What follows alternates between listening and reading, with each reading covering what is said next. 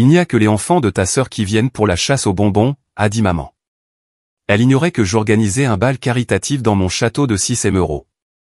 Après le reportage à la télé locale, leur silence fut assourdissant. Je m'appelle Isabelle et je vis à Lyon.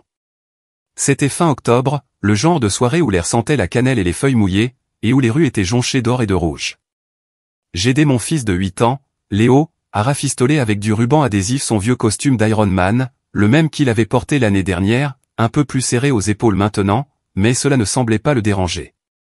Il était juste excité pour la nuit d'Halloween, pour les bonbons, les rires, le frisson de marcher sous les lumières orangées des perrons. Puis mon téléphone a vibré. Un message de maman. Cette année, juste les enfants de ta sœur pour la chasse aux bonbons. On fait simple. J'ai fixé l'écran un long moment, sentant le poids de chaque mois d'octobre qui avait ressemblé à celui-ci, où simple avait toujours signifié sans moi. Léo a levé les yeux, son regard grand et innocent. Maman, qu'est-ce que mamie veut dire, a-t-il demandé. J'ai dégluti difficilement et forcé un sourire. Ce n'est rien, mon cœur. On trouvera autre chose. Mes doigts ont tapé un seul mot en réponse. Profitez.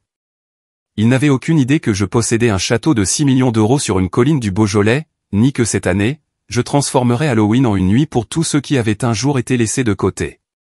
Dites-moi, avez-vous déjà vu votre enfant être traité avec la même cruauté que vous l'avez été autrefois? Quand Léo est allé se coucher ce soir-là, je suis resté dans le salon silencieux. Le faible bourdonnement du réfrigérateur était le seul bruit dans la maison. Dehors, la bruine d'automne lyonnaise embuait les fenêtres, douce et rythmée comme un battement de cœur que j'avais connu toute ma vie. La lueur des lampadaires scintillait à travers la pluie, projetant des reflets de feuilles d'or et d'ambre sur le verre. Je suis resté assise là, à regarder dehors, mon téléphone toujours à côté de moi, le message de maman ouvert, comme une blessure qui refusait de se refermer.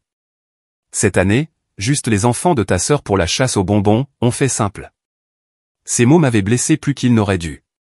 Peut-être parce qu'ils ne concernaient jamais seulement Halloween.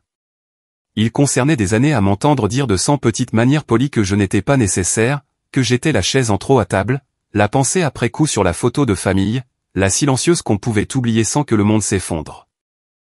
Plus je restais assise là, plus le passé commençait à se dérouler comme une bobine de film qui se met à vaciller. J'avais de nouveau 10 ans, les doigts engourdis par le froid lyonnais, tenant un sac en papier qui commençait déjà à se déchirer au coin. Cette année-là, j'avais supplié maman de me laisser porter quelque chose de nouveau, de drôle. Peut-être la cape de vampire du magasin près de la rue de la République, ou même les ailes de fée qui brillaient dans le noir. Elle a levé les yeux alors qu'elle bouclait les cheveux de Chloé et a dit « On n'a pas besoin de gaspiller de l'argent pour 2 costumes, Isabelle. Tu peux porter la robe de sorcière de l'année dernière. Elle te va encore. » La robe de sorcière. Je sens encore le tissu rêche contre ma peau, la légère odeur de naphtaline. Le noir était délavé en gris et le chapeau pointu tombait sur un côté, comme s'il avait abandonné à mi-chemin en essayant de se tenir droit. Pendant ce temps, Chloé, ma petite sœur de 4 ans ma cadette, se tenait sur un tabouret dans la cuisine, les bras levés pendant que maman ajustait sa robe toute neuve. Elle scintillait de paillettes de la couleur de la barbe à papa. « Reste tranquille, ma chérie », dit maman en épinglant le minuscule diadème dans les boucles blondes de Chloé. « Tu seras la plus jolie princesse à la kermesse de la paroisse ce soir. » Je me souviens de l'envie, mais plus que ça, de la douleur silencieuse de l'invisibilité. Non pas parce que je voulais être une princesse. Je ne le voulais pas. Je voulais juste être vue. Que maman me regarde comme elle regardait Chloé. Fière, radieuse, comme si son enfant était le centre du monde. Quand nous sommes allés chercher des bonbons ce soir-là, l'air sentait le pavé mouillé et le caramel. Des enfants couraient devant nous, riant, leurs costumes brillant sous les lampadaires. J'essayais de suivre, mais l'ourlet de ma robe s'accrochait sans cesse à mes chaussures. Le seau à bonbons en forme de citrouille de Chloé se balançait à sa main, déjà à moitié plein. Le mien n'était qu'un simple sac en papier brun de l'épicerie, ramollissant sous la bruine. Nous avons atteint la dernière maison de la rue quand maman a jeté un œil à sa montre et a froncé les sourcils. « Il faut y aller », dit-elle sèchement en tirant le bras de Chloé. « Nous devons être à la maison du curé avant qu'il ne commence la fête d'Halloween. » « La fête ?» ai-je demandé, essayant de reprendre mon souffle. « Mais on n'a pas encore. »« Assez de bonbons pour ce soir, Isabelle » m'interrompit-elle. Tu es assez grande pour comprendre que tout ne tourne pas autour des friandises. Assez grande. Cette phrase était devenue son excuse favorite pour me priver de joie. Assez grande pour porter des vêtements de seconde main, assez grande pour rester à la maison pendant que Chloé avait de nouvelles chaussures, assez grande pour débarrasser la table après le dîner au lieu de rester assise avec tout le monde. Je me souviens avoir marché à côté d'elle en silence alors que nous atteignions l'église au bout de la rue. Le bâtiment brillait d'une lueur chaude et dorée de l'intérieur. Des rires s'échappaient par les vitraux. À travers le verre, je pouvais voir une longue table de buffet débordant de pommes d'amour, de cupcakes en forme de fantômes, de bols de punch orange vif. Des gens en costume remplissaient la salle. Princesses, chevaliers, super-héros. Chloé a couru en avant, son diadème scintillant sous les lumières, tandis que maman se précipitait pour saluer une des dames de la paroisse. Je suis resté près de la porte, serrant mon sac en papier humide, les regardant disparaître à l'intérieur. Un des bénévoles m'a regardé gentiment. « Tu n'entres pas, ma petite ?» a-t-il demandé. J'ai secoué la tête. « Non, j'attends juste. » Alors, j'ai attendu sur les marches, dans le froid. La lumière du porche au-dessus de moi bourdonnait faiblement, des papillons de nuit tournant autour comme des fantômes de l'été. Le sac en papier s'est déchiré par le fond, laissant tomber quelques bonbons collants sur le béton.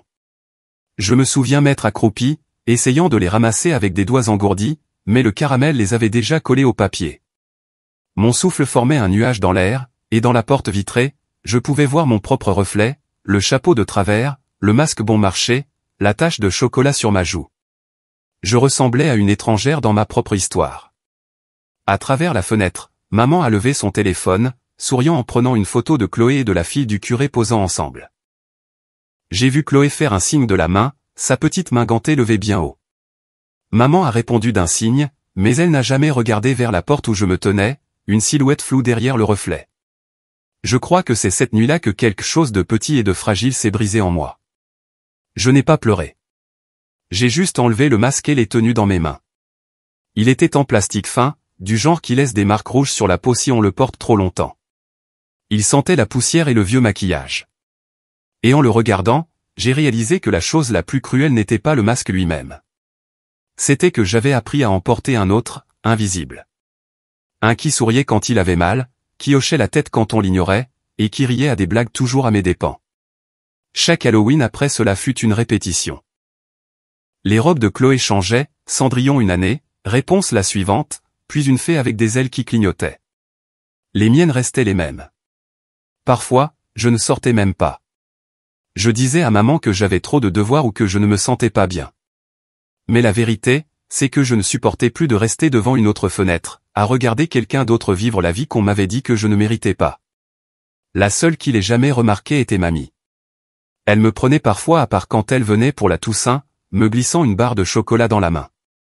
« Ne perds pas cette étincelle, Izzy », chuchotait-elle. « Tu as le feu de ta mère, mais la patience de ton père. Un jour, tu construiras ton propre monde. » Je ne savais pas ce que cela signifiait à l'époque, mais je m'en suis souvenu, de chaque mot. Des années plus tard, alors que je faisais mes valises pour l'université, maman s'est tenue dans l'embrasure de la porte et a dit « N'oublie pas de laisser les décorations d'Halloween pour Chloé. » Elle a souri comme si de rien n'était, juste un autre rappel que tout, même les petites joies, appartenaient à quelqu'un d'autre. Cette nuit-là, assise près de la fenêtre avec la pluie murmurant contre la vitre, je pouvais encore voir cette fillette de 10 ans devant l'église, son sac déchiré, son masque à la main. J'aurais voulu traverser le temps et lui dire qu'elle n'était pas invisible, que le monde lui ouvrirait un jour ses portes. Mais peut-être ne m'aurait-elle pas cru alors. Peut-être avait-elle besoin de rester dans le froid pour apprendre à construire la chaleur de l'intérieur. À l'âge de 17 ans, j'avais déjà appris à disparaître tranquillement. Pas de manière tragique, juste efficacement. Je me montrais, je faisais ce que j'avais à faire, je souriais quand on s'y attendait, puis je me fondais à nouveau dans le décor. C'était plus simple comme ça.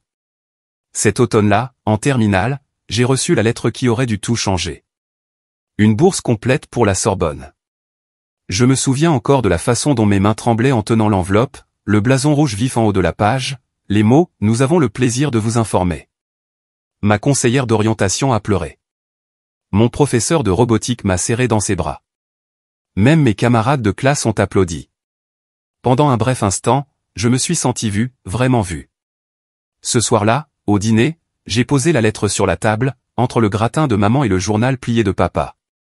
J'ai été accepté, ai-je dit doucement. La Sorbonne m'a offert une bourse complète. Chloé a levé les yeux de son téléphone en fronçant les sourcils.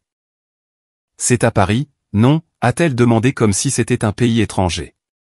Maman n'a pas levé les yeux tout de suite. Elle s'est versé plus de thé glacé, puis a dit, la Sorbonne, c'est assez loin, non? Ta sœur a été acceptée à l'université de Lyon. Beaucoup plus proche, plus pratique. Pratique, ai-je demandé, essayant de garder ma voix calme. Maman, c'est la Sorbonne. C'est l'une des meilleures universités du pays. Papa a tourné la page du journal, sans intérêt. Nous ne voulons simplement pas que tu sois trop loin, Isabelle. Tu auras le mal du pays. Le mal du pays? Les mots piquaient parce que je ne m'étais jamais vraiment senti chez moi. Une semaine plus tard, le lycée a organisé sa fête d'Halloween annuelle, un grand événement dans notre ville. Chaque classe de terminale participait à des concours de costumes, à des installations de maisons hantées et à des expositions de robotique.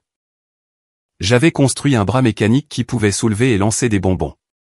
Une idée idiote au début, mais ça fonctionnait. Mon équipe s'était déguisée en robot, avec des costumes entièrement en aluminium fabriqués à partir de pièces recyclées. Nous nous appelions les automatons. Le gymnase bourdonnait d'excitation ce soir-là. Des lumières de disco clignotaient, des citrouilles brillaient le long des gradins. Quand ils ont appelé mon nom pour le meilleur costume de robotique, les applaudissements ont résonné contre les murs. J'ai souri si fort que mes joues me faisaient mal. Pour une fois, je ne me sentais pas comme le fantôme dans la pièce. J'ai sorti mon téléphone et appelé maman. Elle n'a pas répondu. Je lui ai envoyé une photo par texto, moi, tenant le petit trophée doré, mes coéquipiers applaudissant derrière moi. On a gagné.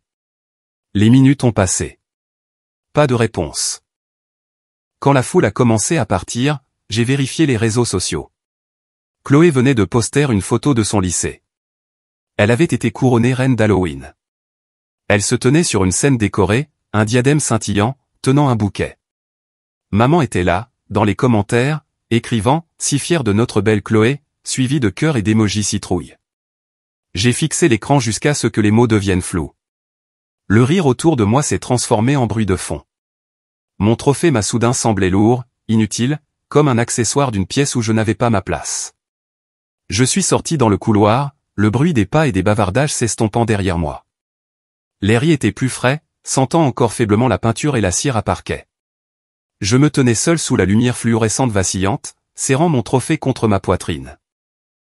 Au bout du couloir, je pouvais voir à travers les portes vitrées des parents venir chercher leurs enfants, les serrer dans leurs bras, les féliciter, prendre des photos. J'ai attendu quelques secondes de plus, juste au cas où. Peut-être qu'ils me surprendraient. Peut-être que maman franchirait cette porte, souriante, disant qu'elle avait reçu mon texto en retard. Mais les portes sont restées fermées. Le concierge est passé, me faisant un signe de tête. « Félicitations, gamine », a-t-il dit. J'ai souri poliment et les remercié, puis je suis sorti. La nuit était froide, les étoiles pâles derrière la brume lyonnaise. Je me suis assise sur le trottoir et j'ai regardé mon reflet sur la petite plaque dorée du trophée. Il y était écrit « Meilleur costume de robotique, classe de terminale ». C'est à ce moment-là que quelque chose a changé en moi. Pas le genre de rage qui brûle, mais celle qui se durcit en résolution. J'ai réalisé qu'attendre qu'ils ouvrent la porte, c'était comme attendre le printemps en plein hiver, on pouvait mourir de froid avant qu'il n'arrive jamais. Alors, je me suis fait une promesse silencieuse cette nuit-là. S'ils ne m'ouvraient jamais la porte, j'en construirais une moi-même.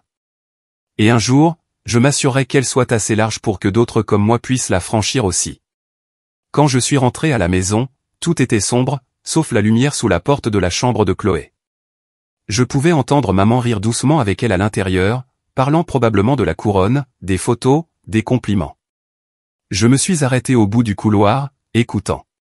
Puis je suis allé dans ma chambre, j'ai posé le trophée sur mon bureau et j'ai chuchoté dans le vide, ils me verront un jour, même si je dois illuminer tout le ciel. Les années ont passé. Quelque part entre les nuits d'études tardives, le café bon marché et les trajets silencieux en bus vers le campus, j'ai cessé d'attendre leurs applaudissements. Je me suis spécialisé en technologie de la logistique à la Sorbonne. Attiré par la beauté des systèmes qui fonctionnaient, des chaînes d'approvisionnement qui reliaient les gens, des processus qui avaient du sens, des équations qui ne mentaient pas. Contrairement aux dynamiques familiales, les données n'avaient pas de favoris. Les chiffres ne vous ignoraient pas parce que quelqu'un d'autre souriait plus joliment. Après mon diplôme, je suis resté à Paris un moment, travaillant dans une entreprise de transport, apprenant comment les choses bougeaient. Pas seulement les cartons, mais les gens, les besoins, l'espoir. J'ai remarqué avec quelle facilité tout s'effondrait lorsque le chaos frappait. Ouragan, incendie, pandémie. Personne ne comprenait vraiment à quel point l'ordre mondial était fragile jusqu'à ce qu'il cesse de fonctionner. C'est là que l'idée est venue, non pas de l'ambition, mais de la frustration. Je voulais construire quelque chose qui ne dépende ni de la chance ni des privilèges. Un système qui traiterait chaque demande de manière égale, peu importe qui la faisait. Je l'ai appelé RelayNet. Ça a commencé dans mon petit appartement à Lyon avec un ordinateur portable et un tableau blanc couvert de post-it. Je codais la nuit, prenais des appels de consulting le jour et vivais de nouilles instantanées. À la fin de la première année, 3 hôpitaux de la région Auvergne-Rhône-Alpes avaient adopté mon logiciel pilote pour gérer les livraisons de fournitures d'urgence, masques, gants, médicaments. Puis sont venus les incendies de forêt. Du jour au lendemain, des routes ont fermé, des entrepôts ont été inondés, la panique s'est répandue comme de la fumée, et d'une manière ou d'une autre, à travers tout cela, RelayNet a fonctionné. Nous avons redirigé des camions, mis en relation des bénévoles, suivi des cargaisons manquantes et reconstruit la carte des déplacements en temps réel. Au moment où la pandémie a frappé, RelayNet était devenu l'épine dorsale de la chaîne d'approvisionnement d'urgence de la région. Les infirmières l'utilisaient pour demander des respirateurs. Les pompiers l'utilisaient pour trouver des itinéraires contournant les autoroutes incendiées. Je n'ai pas dormi pendant des semaines. Mon équipe non plus. Nous avons travaillé à travers chaque plantage, chaque surcharge du système. Les nouvelles locales ont fait un reportage un soir. La femme derrière le réseau d'approvisionnement d'urgence de la région. C'était la première fois que je voyais mon nom à la télévision. Isabelle Hart, fondatrice, ingénieure, résolveuse de problèmes. Maman a appelé quelques jours plus tard. La première fois qu'elle me contactait en près d'1 an. On t'a vu à la télé, dit-elle. C'est quelque chose. Chloé dit qu'elle est fière de toi.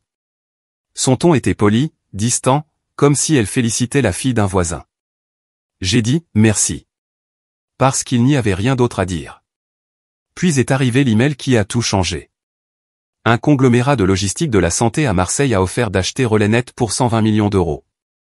Je me souviens avoir fixé le chiffre pendant un long moment, me demandant ce que la petite fille de 10 ans, debout devant la fenêtre de cette église avec son sac en papier déchiré, aurait pensé. J'ai signé l'accord un mois plus tard. Avec l'argent, j'aurais pu faire n'importe quoi. Déménager à Paris, acheter un Pantouz à Marseille. Mais rien de tout cela ne m'attirait.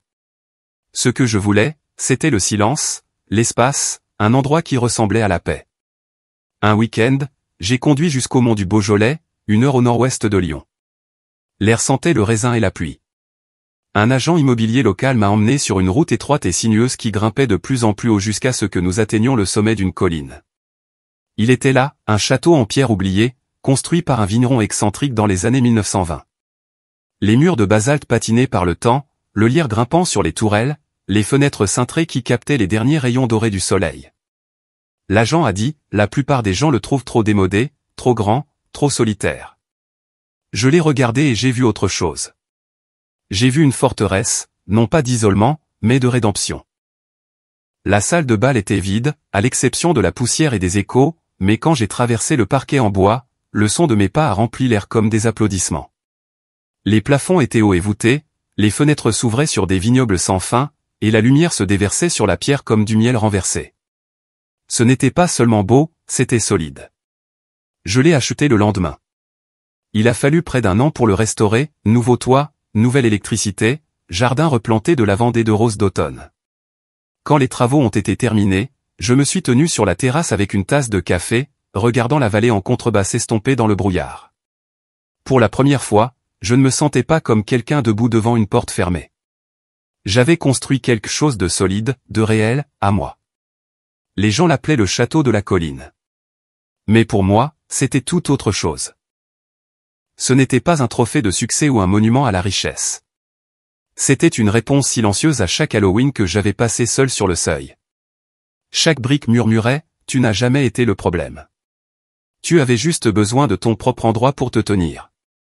Parfois, la nuit, quand le vent passait à travers les vignes et que les lumières de la vallée scintillaient comme des bonbons éparpillés, je pensais à nouveau à cette petite fille, celle avec le sac déchiré, regardant les rires à travers une fenêtre.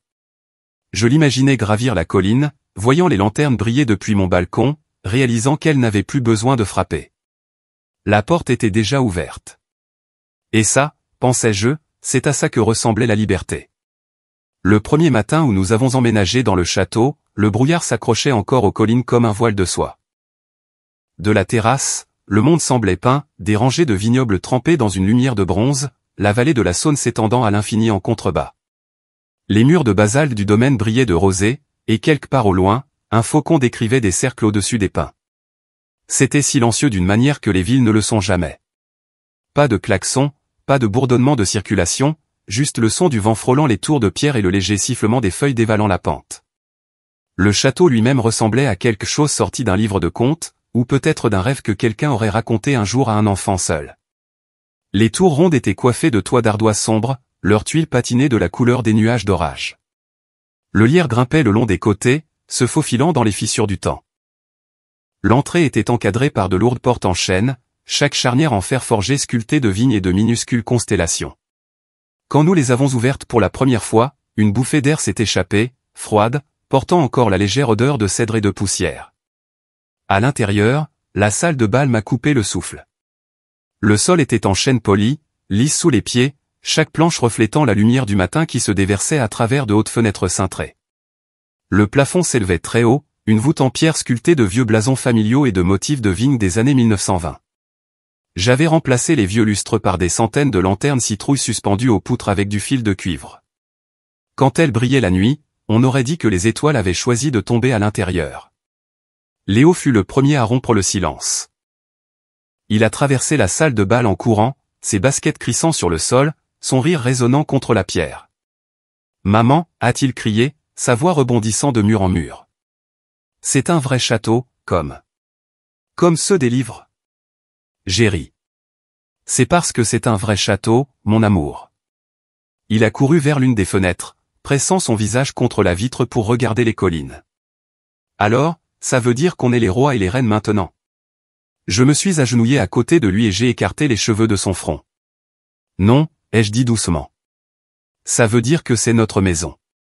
Le genre de maison qu'on se construit quand personne d'autre ne nous en donne une. » Il a hoché la tête, sérieux un instant comme seuls les enfants de 8 ans peuvent l'être. Puis il est reparti en courant pour explorer les couloirs. Je l'ai suivi lentement, touchant les murs de pierre fraîche en marchant. Chaque corridor racontait une histoire. De vieux casiers à vin encastrés dans la roche, une bibliothèque abandonnée garnie de livres reliés en cuir, un escalier étroit qui montait en colimaçon jusqu'à une tourelle surplombant la vallée. Dans la cuisine, le vieux poêle en fonte avait été poli pour briller, et l'odeur des brioches à la cannelle de ce matin flottait encore. Quand le soleil a atteint son point le plus haut, je me suis tenu sur le balcon à l'extérieur de la chambre principale. De là, je pouvais tout voir. Le patchwork des vignobles en contrebas, la rivière traversant la vallée comme un fil d'argent, la petite ville de Villefranche-sur-Saône au loin. J'ai pris une profonde inspiration et l'ai laissé s'échapper lentement, sentant l'air me traverser comme une prière. Posséder ce château n'était pas une question de luxe. Ce n'était pas une question d'argent ou de succès. Il s'agissait de se réapproprier l'espace, de se tenir sur un sol qui était le mien, non pas emprunté, non pas mendié, non pas gagné par leur amour conditionnel. Pendant des années, j'étais resté devant leur porte, espérant être autorisé à entrer. Maintenant, j'avais construit une porte que personne ne pourrait plus me fermer. Ce soir-là, alors que le soleil se couchait derrière les crêtes, Léo m'a aidé à allumer la première rangée de lanternes citrouilles. Nous les avons accrochées le long de la balustrade du balcon, leur lueur orangée vacillant dans le vent frais. La vallée en contrebas est devenue violette, les vignobles se fondant en silhouette. On dirait des lucioles, a dit Léo en fixant les lumières. Peut-être qu'elles le sont, ai-je chuchoté.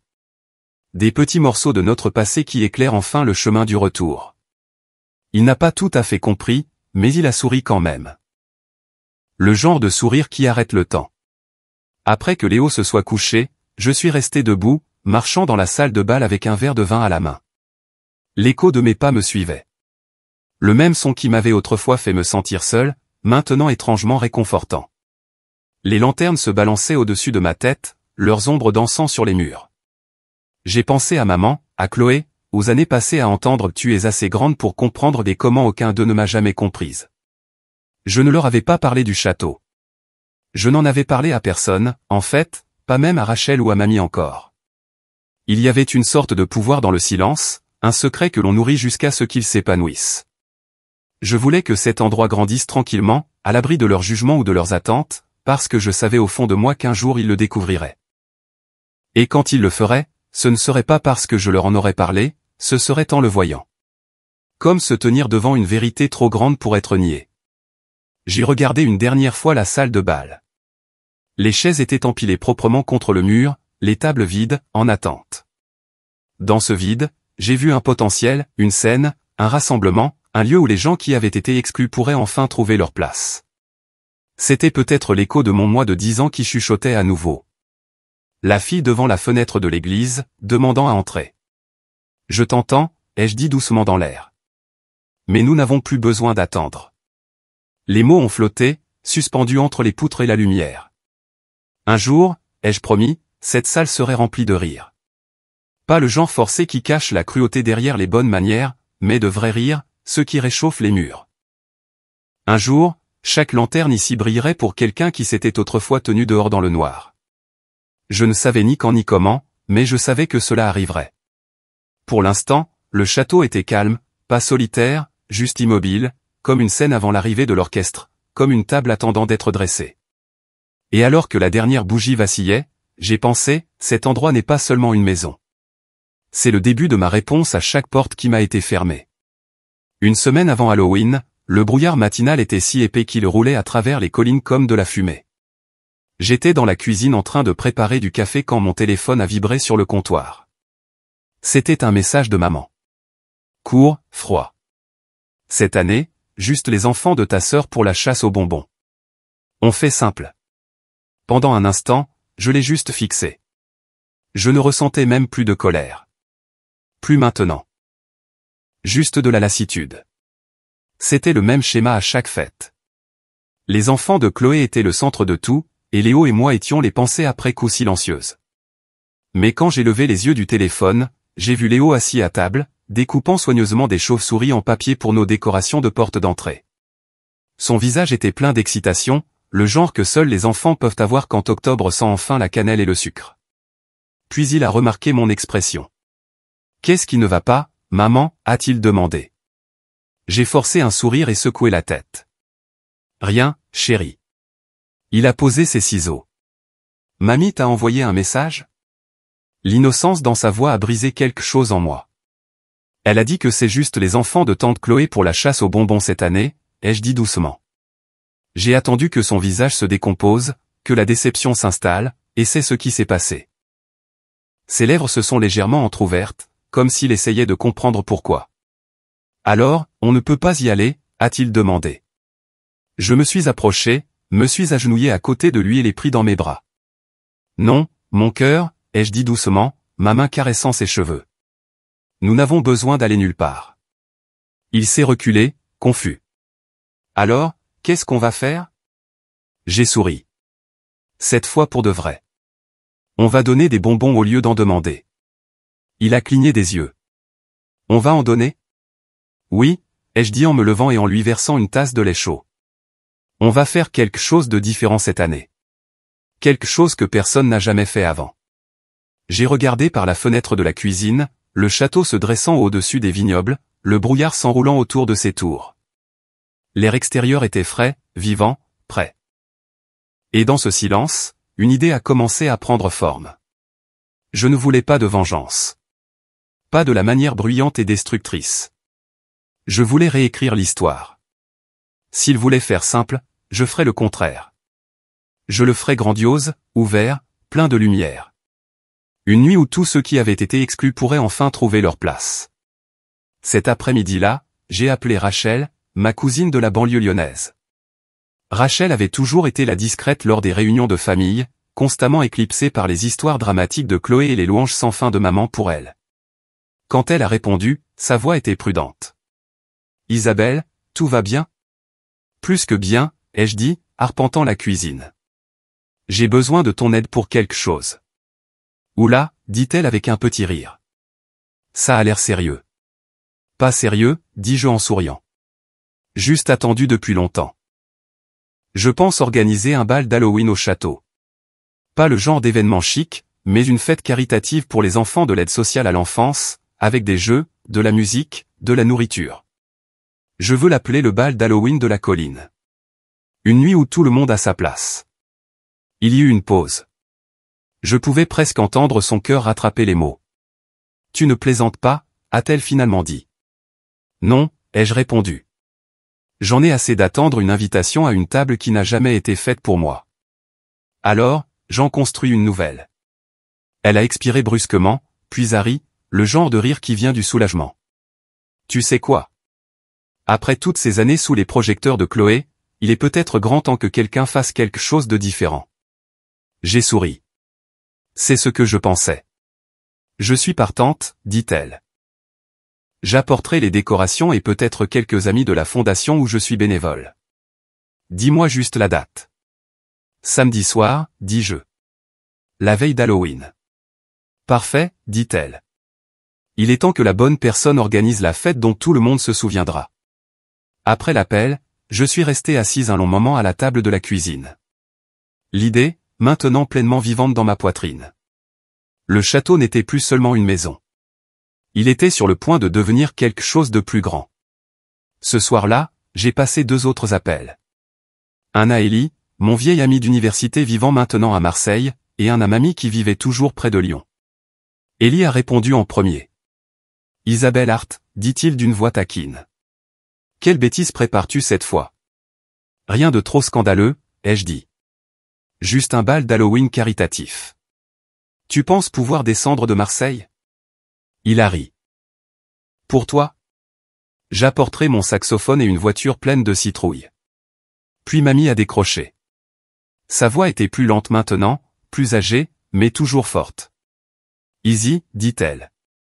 Tu as l'air différente, apaisée. J'ai souri. Peut-être parce que je le suis enfin, mamie. J'organise quelque chose ici pour les enfants qui n'ont pas d'endroit où appartenir. Je veux que tu viennes. Il y eut un silence à l'autre bout du fil, puis le son de son rire doux. Tu as toujours été celle avec le plus grand cœur, mon enfant. Ta mère va s'évanouir quand elle l'apprendra. Tant mieux, dis-je, à moitié en plaisantant. Peut-être qu'elle en tirera une leçon. Avant de me coucher, j'ai écrit le nom de l'événement sur un bloc-notes dans mon bureau. Le bal d'Halloween de la colline, une nuit où chacun a sa place. J'ai souligné la dernière partie 2 fois, parce que c'était le but. Tout le monde. Pas seulement les enfants en or, pas seulement ceux avec des parents parfaits ou des costumes parfaits. Tous ceux qui avaient été amenés à se sentir petits, oubliés, non invités. Ils auraient une place ici. Plus tard, alors que Léo s'endormait, j'ai bordé la couverture autour de lui. Il a levé les yeux d'un air somnolent et a chuchoté, « Maman, je peux encore mettre mon costume d'Iron Man ?» J'ai souri et l'ai embrassé sur le front. « Bien sûr, mon cœur. Tu peux porter ce que tu veux. Cette fois, tu n'as pas à demander de bonbons parce que c'est nous qui les donnons. » Oui, ai-je chuchoté, parce que c'est nous qui les donnons, et quelque chose d'encore plus doux. Quand il s'est endormi, je suis retourné à mon bureau et j'ai allumé la lampe. Le château était silencieux, à l'exception du bruit du vent frôlant les fenêtres. J'ai regardé à nouveau le papier, les mots brillant doucement sous la lumière. Une nuit où chacun a sa place. Et à ce moment-là, j'ai réalisé quelque chose. Ce n'était pas juste une fête. C'était un message. Je ne répondais pas à l'exclusion de ma mère par le silence. Je répondais par la lumière, le rire et une salle de bal pleine de portes ouvertes. Cette nuit-là, en éteignant la lampe, j'ai souri pour moi-même et j'ai pensé, laissez-les avoir leur Halloween simple. Le mien sera inoubliable. Les jours précédents Halloween passèrent comme un rêve, de longs après-midi dorés s'estompant en soirées ambrées et fraîches. Les vignobles en contrebas du château avaient pris la couleur de la rouille et du vin, et chaque nuit, le brouillard arrivait, adoucissant les contours du monde. Le château se sentait vivant maintenant, vibrant de mouvement et de détermination. Léo était le premier à se réveiller chaque matin, déjà dans son costume d'Iron Man avant le petit déjeuner, courant dans les couloirs avec un marteau et un rouleau de ruban adhésif.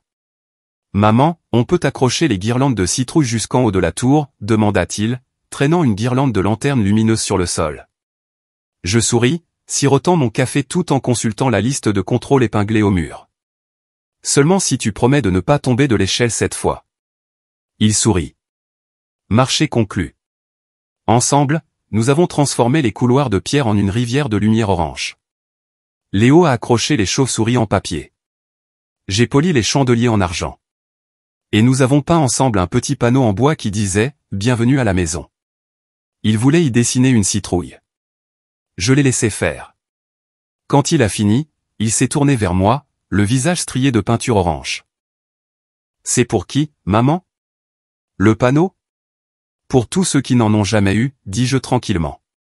Tous ceux à qui on a dit qu'ils n'avaient pas leur place. » Il hocha la tête solennellement, ne comprenant pas entièrement, mais sentant le poids de ses mots. L'après-midi suivant, l'équipe de l'événement a commencé à arriver. La chef Marguerite fut la première, petite, rousse, les manches retroussées et une expression permanente de légère exaspération. « Vous faites vraiment ça dans un château ?» dit-elle en déchargeant ses caisses d'ingrédients. « Oui, dis-je en souriant. Et je compte sur vous pour que ça ait un goût de magie. » Elle me fit un simulacre de salut. « Alors on commencera par un velouté de potimarron et des mini-burgers de cerf, comme prévu. Et pour le dessert, des tartelettes aux pommes et caramel. Les gens croiront qu'ils sont morts et allés au paradis de l'automne. » L'odeur de cannelle et de courge rôtie emplit bientôt la grande salle. La cuisine, autrefois silencieuse, s'anima au rythme des couteaux, des rires et du sifflement du cidre mijotant sur le feu. Dans la salle de bal, les décorateurs travaillaient sous le haut plafond voûté, installant des centaines de lanternes citrouilles lumineuses, chacune sculptée à la main avec des motifs différents, des étoiles, des vignes, de petits cœurs, et même une en forme de robot souriant. La contribution de Léo. Les sols brillaient d'un nouveau poli, le chêne scintillant sous la lumière. Au centre de la salle de bal s'étendait une seule table en bois, incroyablement longue. Il n'y avait pas de table séparée pour les adultes et les enfants, pas de coin enfant, juste une seule table, large, ouverte, bordée de vases de chrysanthèmes oranges et de grappes de bougies scintillantes. Lorsque la coordinatrice de l'événement me demanda si je voulais séparer les places pour plus de confort, je secouai la tête. « Aucune séparation, dis-je fermement. Tout le monde s'assoit ensemble. Tout le monde a la même vue sur la salle, la même assiette, le même verre. Personne ne s'assoit seul. Sur chaque assiette, nous avons placé un petit badge de place en argent gravé des mots « Vous avez votre place ». Je les avais fait faire par un bijoutier, et lorsque la boîte est arrivée pour la première fois, j'en ai tenu un dans ma paume pendant un long moment, passant mon pouce sur la gravure. Ce n'était pas seulement une décoration, c'était une déclaration. En soirée, le quatuor à cordes était arrivé. 4 musiciens de Lyon qui répétaient sous le plafond voûté, leurs instruments s'accordant à l'écho de la pierre. Quand ils jouèrent la danse macabre pour la première fois, la musique ondula dans la salle comme un battement de cœur. Je me suis tenu à l'entrée et j'ai écouté, les yeux fermés, laissant les notes me traverser. C'était étrange et magnifique, parfaitement équilibré entre célébration et mélancolie. On pourrait peut-être ajouter un peu de jazz doux après ça, suggéra le violoniste. Quelque chose pour faire danser les gens. Parfait, dis-je. Halloween devrait donner aux gens l'envie de se sentir vivants, pas d'avoir peur. Dehors, des projecteurs illuminaient le chemin de la grille à l'entrée. Une machine à fumer remplissait l'air de brume, et des centaines de chrysanthèmes bordaient l'allée, leurs pétales orange brillant sous la lumière des lanternes. Ce n'était pas le genre d'Halloween effrayant que Chloé aimait poster en ligne. C'était chaleureux, presque sacré, comme un retour à la maison. Cette nuit-là, quand les derniers ouvriers sont partis et que le silence s'est installé sur le château, j'ai traversé la salle de bal une dernière fois. Les lumières étaient tamisées, mais les lanternes citrouilles scintillaient encore faiblement, projetant des ombres qui dansaient sur le sol. La longue table s'étendait à l'infini devant moi. 12 douzaines de chaises attendaient. Chacune parfaitement dressée. Chaque badge en argent captant le plus faible scintillement de lumière. J'ai passé ma main le long du dossier d'une chaise et j'ai chuchoté à la pièce vide, chaque lumière, chaque chaise, chacune signifie quelque chose. Plus tard dans mon bureau, j'ai ouvert mon journal. Les pages étaient déjà remplies de croquis et de notes, de noms d'invités, de listes de livraison et de plans de dons. Mais ce soir, je voulais écrire quelque chose de différent, de plus vrai. Chaque lanterne citrouille est un souvenir en cours de guérison. Chaque chaise est une excuse qu'ils n'ont jamais prononcée. Chaque sourire demain sera la preuve que j'ai traversé tout ça sans fermer mon cœur. J'ai posé le stylo, regardé par la fenêtre et vu la lune se lever sur la vallée. Le vent transportait la faible odeur de cidre et de fumée à travers les fentes du cadre de la fenêtre. Quelque part dans le couloir, le rire de Léo résonnait faiblement. Il était encore éveillé, probablement en train de piquer une autre tartelette au caramel. Pour la première fois depuis des années, je n'avais pas l'impression de me préparer à une bataille ou de fuir une blessure. Je me préparais à quelque chose de magnifique. Demain soir, le château brillerait comme une lanterne sur une colline. Et pour une fois, ce ne serait pas pour montrer au monde ce que j'avais construit. Ce serait pour montrer à ceux qui avaient été laissés pour compte qu'il y avait encore un endroit où ils pouvaient rentrer chez eux. La nuit du bal d'Halloween arriva avec un murmure de pluie et un ciel zébré d'un brouillard argenté. Du balcon, je pouvais voir des phares serpenter le long de la colline, des voitures grimpant lentement à travers la brume, leurs faisceaux traversant les vignobles comme des rubans de lumière. Le château brillait au-dessus de tout, des lanternes brûlant d'un orange vif contre les murs de basalte, chaque fenêtre vacillant comme un cœur battant enfin à plein régime. À l'intérieur, le quatuor jouait doucement sous le plafond voûté, la danse macabre se fondant dans le balancement chaleureux d'un jazz doux. L'odeur de velouté de potimarron et de pommes d'amour flottait dans la salle de bal, se mêlant au son des rires, des verres qui tintent et des pas d'enfants résonnant sur le parquet en chêne. Léo se tenait fièrement à côté de moi à l'entrée, vêtu de son costume d'astronaute brillant. Son casque argenté était légèrement de travers, et la lueur des lanternes lui donnait l'air d'être tout droit sorti de la lune. Au moment où les premiers invités ont franchi la porte, ses yeux se sont illuminés. Mamie est arrivée la première, portant son châle en laine préféré et tenant un petit bouquet de soucis. Léo a couru vers elle, son masque vacillant alors qu'il criait « Mamie, maman a dit que ce soir, tout le monde a ses propres bonbons. » Elle s'est penchée en riant, ses yeux brillants. « Ah oui, dit-elle en le serrant fort dans ses bras. Alors je pense que la soirée est déjà parfaite. » Rachel est arrivée ensuite, les cheveux humides de la bruine, portant 2 plateaux de cupcakes en forme de minuscules citrouilles. Quand elle est entrée, elle s'est figée une seconde, regardant autour de la salle de bal, les lumières, la musique, la table qui s'étendait sur toute la longueur de la pièce sans division, sans hiérarchie. Isabelle, chuchota-t-elle, la voix tremblante.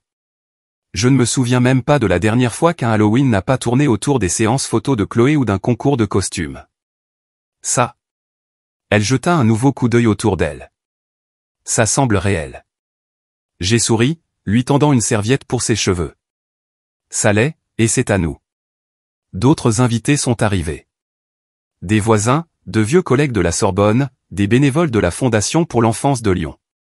Le château s'est rempli de couleurs et de sons. Une chaleur vivante et respirante qui enveloppait chaque recoin. Des enfants en costume filaient entre les adultes qui ne les grondaient pas de courir. Personne n'était séparé. La longue table brillait de verres de cidre et de badges de place en argent, chacun captant la lumière alors que les gens riaient et trouvaient leur place. Quand il fut temps de parler, la coordinatrice de l'événement me fit signe de monter sur scène. Mais je ne voulais pas de discours. Pas ce soir. Je suis monté sur la petite estrade près du centre de la salle de bal et j'ai attendu que le brouhaha s'estompe. Le quatuor à cordes s'est tu. Des dizaines de visages se sont tournés vers moi. Certains familiers, beaucoup non, mais tous ouverts, tous en attente. Merci, dis-je simplement, ma voix portant facilement à travers la salle de pierre. Merci d'être venu. C'était tout. Pas de grands discours, pas d'autocongratulation, pas de retour en arrière, juste de la gratitude. Parce que parfois, le simple fait d'être là est toute l'histoire. La foule a éclaté en applaudissements, chaleureux, honnêtes, comme une vague de soulagement partagé. La musique a repris, plus vive cette fois, et je suis descendu dans la mer mouvante de rire et de mouvement. La chef Marguerite est apparue de la cuisine, le tablier saupoudré de farine. Ça marche, chuchota-t-elle en souriant et en me tendant une tartelette. Tu l'as fait.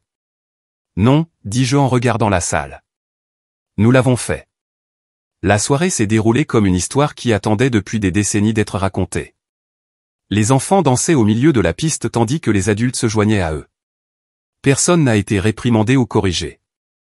L'air sentait le sucre et le cidre, et les fenêtres étaient embuées par la chaleur de tant de corps partageant un même espace. Dans un coin, la vente aux enchères silencieuse a commencé, des paniers de vins locaux, des œuvres d'art et des courtes pointes faites à la main. Les bénévoles chuchotaient avec enthousiasme alors que les enchères montaient de plus en plus haut. Quand ce fut terminé, la coordinatrice a annoncé que l'événement avait permis de récolter 260 000 € pour la Fondation pour l'enfance de Lyon. La salle a éclaté en applaudissements.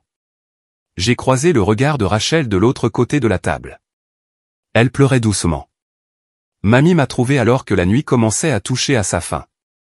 Elle était assise près de la cheminée, une tasse de cidre à la main, ses cheveux argentés brillant d'un éclat orangé sous la lumière des lanternes. Elle a tendu la main et a pris la mienne, sa peau chaude et douce. « Tu sais, dit-elle tranquillement. Ta mère a toujours dit que tu étais trop sérieuse, trop indépendante. Mais je pense que ce qu'elle n'a jamais compris, c'est que l'indépendance n'est pas froide, elle est généreuse. » J'ai ravalé mes larmes. Je voulais juste faire quelque chose de différent, dis-je. Quelque chose où personne n'aurait à frapper. Elle serra ma main. Et tu l'as fait. Tu as construit une porte assez large pour que le monde entier puisse la franchir. Sa voix vacilla alors qu'elle regardait autour de la pièce. Les rires, la danse, Léo tourbillonnant près de la scène avec une petite fille déguisée en fée. Tu as fait quelque chose que ta mère aurait dû faire il y a longtemps, chuchota-t-elle. Tu as ouvert la porte à tout le monde. La musique a enflé et pendant un instant, je suis resté là à regarder, à observer la lueur des lanternes citrouilles danser contre les murs de pierre. Les badges en argent captant la lumière. Le son de la joie résonnant dans un lieu qui n'avait autrefois résonné que de silence. J'ai réalisé alors que ce n'était pas juste une fête. C'était une réclamation, une réécriture de chaque mois d'octobre que j'avais passé dehors à regarder à l'intérieur. Léo a couru vers moi, son casque relevé sur sa tête, les joues rouges d'avoir couru.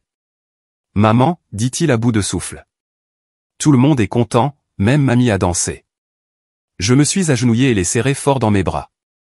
Je sais, mon cœur. C'est ce qui arrive quand on laisse tout le monde avoir sa place. Dehors, la pluie avait cessé. Le brouillard s'était levé de la vallée, révélant une lune si brillante qu'elle rendait les vignobles argentés. Le château brillait doucement contre le flanc de la colline, vivant comme il ne l'avait jamais été auparavant. Pour la première fois, je n'étais pas debout devant la porte de quelqu'un d'autre. J'étais sur le seuil de la mienne, grande ouverte, la lumière se déversant dans la nuit. Le matin après le bal, la lumière du soleil se déversait à travers les fenêtres cintrées, douces et dorées, scintillant sur les verres de cidre vides encore éparpillés sur la longue table. Le château sentait légèrement la cannelle et la fumée.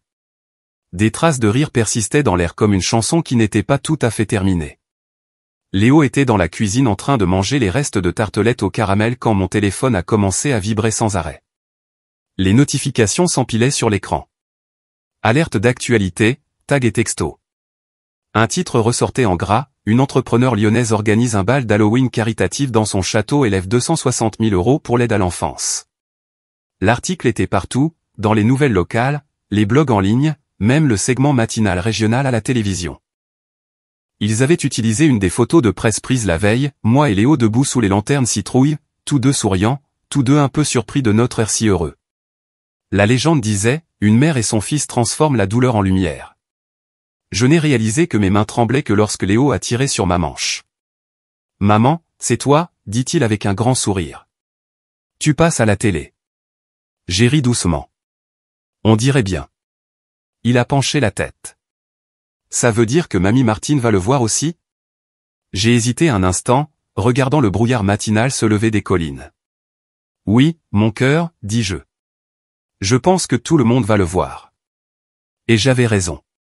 Vers midi, la discussion de groupe familial, celle que j'avais mise en sourdine il y a des mois, s'est allumée pour la première fois depuis des semaines. Les messages affluaient les uns après les autres. Tante Lisa a envoyé un lien vers l'article avec une série d'émojis cœur.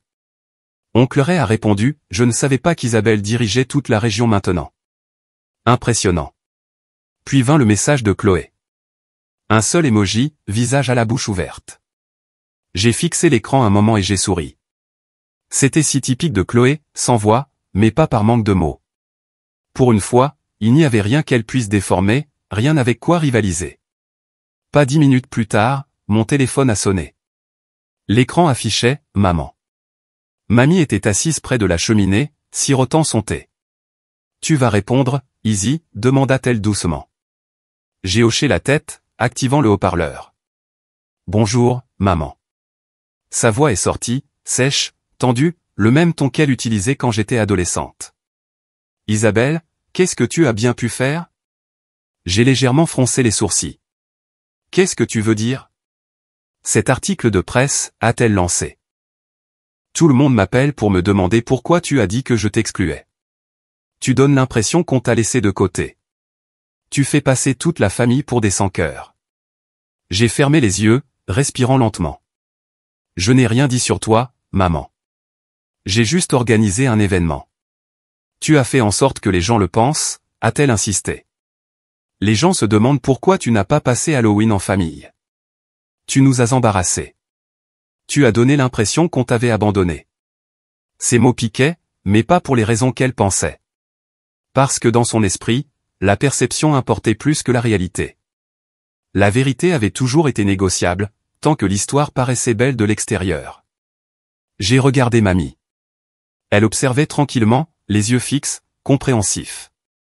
Léo était assis en tailleur à côté d'elle sur le tapis, son casque de la veille toujours à ses côtés.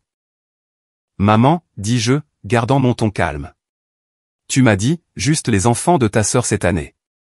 Je ne me suis pas exclu. C'est toi qui l'as fait. J'ai juste choisi de faire quelque chose de différent à la place. » Il y eut un silence au bout du fil, puis une expiration brusque. « Tu déformes encore les choses, dit-elle. Toujours à jouer la victime. » J'ai secoué la tête. « Non, maman. Je ne joue à rien. J'apprends à Léo quelque chose que tu ne m'as jamais appris. Que l'amour n'a pas besoin d'être rationné comme des bonbons. » Mamie s'est penchée et a serré ma main. « Mets-la sur haut-parleur, ma chérie, » a-t-elle chuchoté. J'ai appuyé sur le bouton. « Tu es sur haut-parleur, maman. » Mamie s'est approchée du téléphone, sa voix douce mais ferme.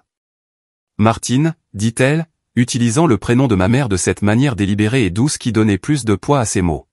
« Tu as toujours pensé que l'équité signifiait donner à chacun la même part de gâteau. Mais ce n'est pas ça.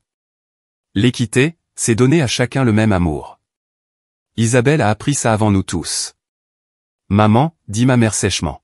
« S'il te plaît, ne. » Mais mamie a continué, « Non, Martine, tu dois entendre ça. Tu as passé des années à fermer des portes au nom du maintien de l'ordre. Isabelle vient d'en ouvrir une pour tout le monde, même pour toi. Et tu ne le supportes pas, n'est-ce pas ?» Le silence qui a suivi fut long et brut. Je pouvais entendre ma mère respirer à l'autre bout, un silence fragile. Finalement, elle a parlé, sa voix plus faible. « Je n'ai jamais voulu te faire de mal, Isabelle. » « Je sais, » dis-je doucement. « Mais tu l'as fait. Et le fait est que je ne suis plus en colère. J'ai juste arrêté d'attendre d'être invité. » Il n'y eut pas de réponse. Juste le son faible et irrégulier de sa respiration, puis un clic silencieux lorsque la ligne s'est coupée. Pendant un long moment, personne n'a parlé. Le feu crépitait. Dehors, la pluie a recommencé, tapotant légèrement contre les vitres. Léo a rompu le silence le premier. « Maman » a-t-il chuchoté. « Est-ce que mamie Martine est fâchée ?» J'ai écarté une mèche de cheveux de son front et j'ai souri faiblement. « Peut-être, » dis-je. Mais parfois, le silence est la réponse. Il a froncé les sourcils, réfléchissant intensément. Comme quand on ne dit rien, mais qu'on a déjà tout dit. J'ai ri doucement. Exactement comme ça. Mamie a attrapé à nouveau sa tasse, ses yeux brillants. « Tu as géré ça mieux que je n'aurais jamais pu » a-t-elle murmuré. J'ai regardé vers la fenêtre où les nuages commençaient à se déchirer, des traînées de bleu pâle perçant à travers. Le château se dressait haut, ses lanternes brillant encore faiblement de la nuit précédente, un peu plus faibles maintenant, mais toujours chaudes. Et alors que j'étais assise là avec mamie et Léo à mes côtés, j'ai réalisé quelque chose. Je n'avais pas besoin de ces excuses pour guérir. J'avais déjà construit ma propre paix, une paix qui ne dépendait pas d'être comprise. Parfois, le silence n'est pas une absence, c'est une reconnaissance. Et peut-être, juste peut-être, que c'était suffisant. Le lendemain matin, la tempête était passée, littéralement et autrement. La pluie dehors s'était calmée en une bruine régulière, et l'air au-dessus des vignobles scintillait de cette sorte de lumière pâle qui n'apparaît qu'après une longue nuit purificatrice. Le château, qui quelques jours auparavant était froid et silencieux, semblait maintenant habité, comme si les murs eux-mêmes contenaient encore l'écho des rires. Quand j'ai finalement rallumé mon téléphone, il a été de nouveau inondé, mais cette fois-ci pas de tension ou de jugement. La discussion de groupe familial, qui était restée silencieuse pendant des mois, était maintenant animée de messages, de photos et d'émojis. Rachel avait envoyé une photo panoramique de la salle de bal, chaque lanterne brillant encore, avec la légende « Je n'arrive toujours pas à croire que c'est vraiment arrivé ». Isabelle, tu as transformé Halloween en quelque chose de sacré. Ellie avait mis en ligne un clip vidéo de la veille. Lui et un groupe d'enfants, Léo au premier plan, chantant Monster Mash avec des microphones en plastique et des guitares en papier. La légende disait, si le paradis a une fête d'Halloween, ça ressemble probablement à ça. La vidéo avait déjà été partagée sur les fils d'actualité de tout le monde, et même de vieux amis de la famille commentaient, ça a l'air incroyable. L'année prochaine, même endroit.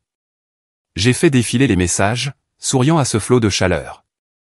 Même des gens à qui je n'avais pas parlé depuis des années se manifestaient, amis d'université, anciens collègues, voisins de la rue de mon enfance. Tout le monde semblait le ressentir.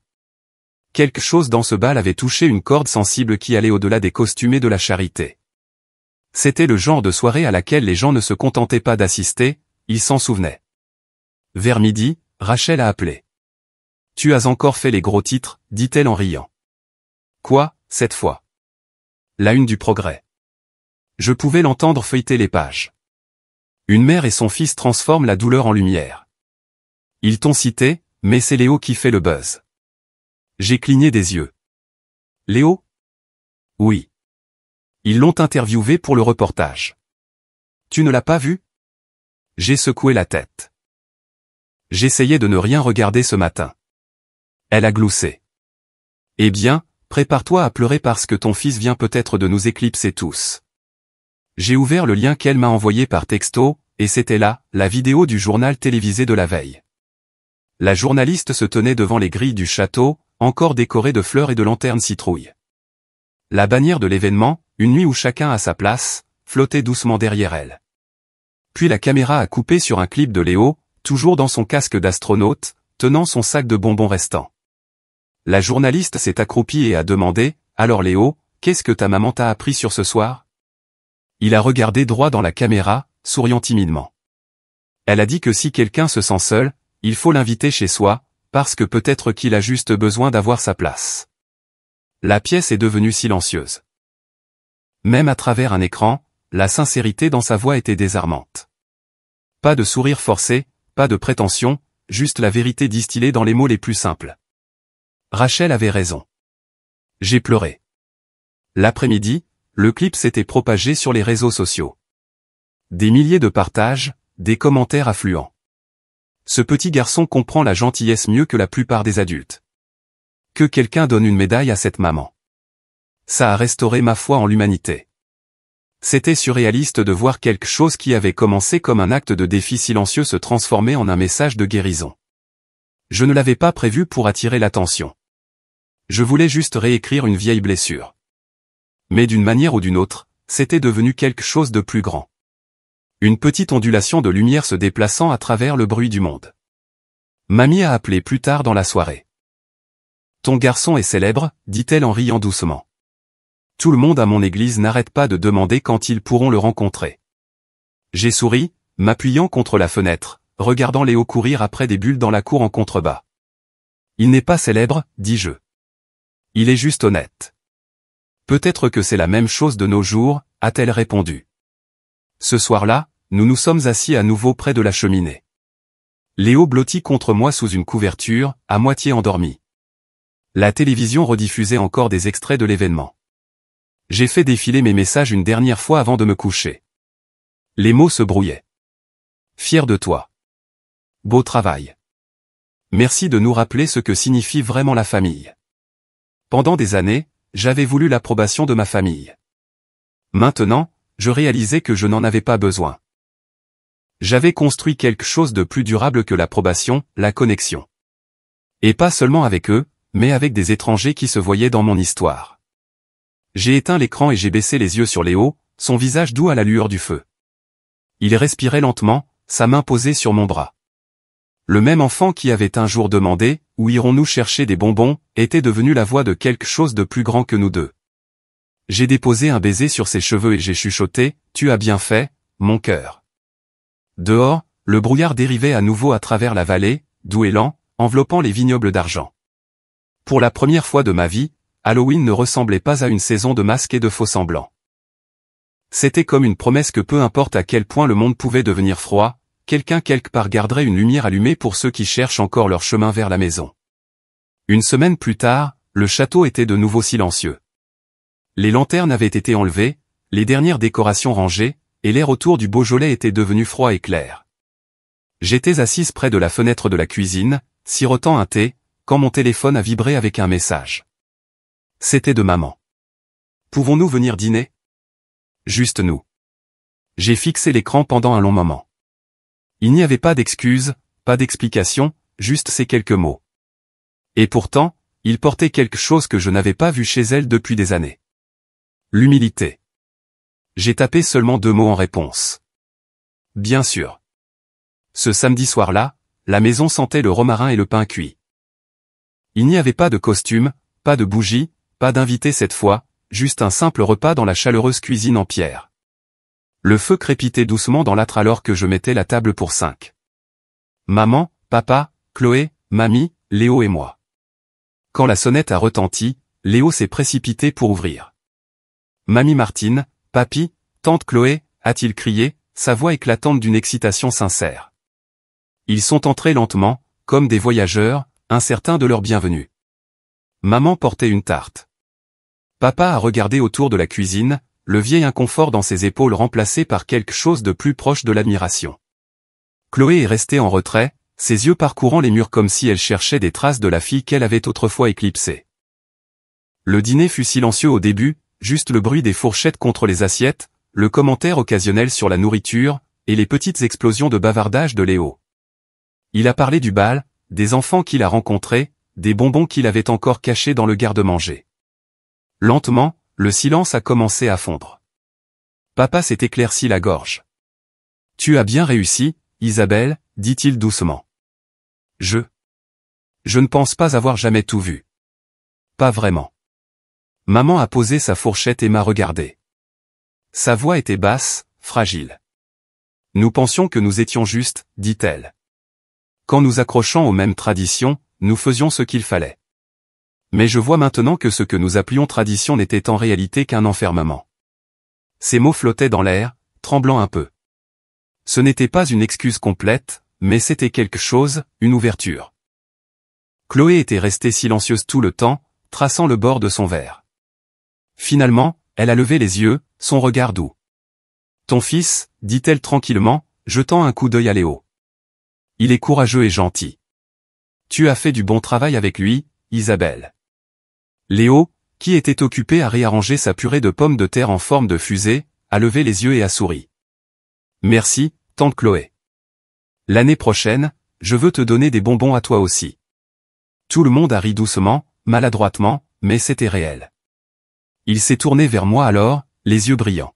« Maman, on peut leur donner des bonbons l'année prochaine ?» Je me suis penché et j'ai écarté ses cheveux de son visage. « On peut, mon cœur, dis-je en souriant. Mais souviens-toi, n'invite que ceux qui veulent vraiment frapper à la porte. » Il a hoché la tête solennellement, comme si je venais de lui révéler une règle secrète de l'univers. Quand le dîner s'est terminé, nous ne nous sommes pas précipités pour nous dire au revoir. Papa a aidé à débarrasser la table. Chloé a fait la vaisselle à côté de moi, fredonnant un vieil air de notre enfance. Et pendant un bref instant, c'était comme le genre de soirée dont j'avais l'habitude de rêver, celle où tout le monde restait, non pas par obligation, mais par chaleur. Plus tard, après leur départ, je me suis assise à nouveau près de la fenêtre. Le clair de lune s'étalait sur les vignobles comme une peinture argentée, les collines brillant faiblement au loin. J'ai ouvert mon journal et j'ai commencé à écrire, la plume glissant facilement sur la page. J'étais autrefois l'enfant qui se tenait devant la porte. Ce soir, mon fils était celui qui la tenait ouverte pour les autres. Tu n'as besoin de personne pour te donner une place. Tu peux construire ta propre table et inviter ceux qui savent comment la chérir. J'ai regardé à travers la colline où les dernières traces de brouillard se déplaçaient comme des murmures sur les vignes. Quelque part là-dehors, le monde était encore plein de gens essayant de trouver leur chemin vers la maison. Et peut-être que c'était ça, le pardon. Pas un acte unique, mais une lumière silencieuse que l'on garde allumée pour ceux qui décident enfin de revenir. En fermant le journal, j'ai chuchoté doucement dans le silence, presque comme si je parlais à la fille que j'étais autrefois. S'ils ne t'invitent pas dans leur maison, construisant une où les lumières ne s'éteignent jamais. Parce que parfois, la plus belle des vengeances, c'est de donner, mais seulement aux bonnes personnes.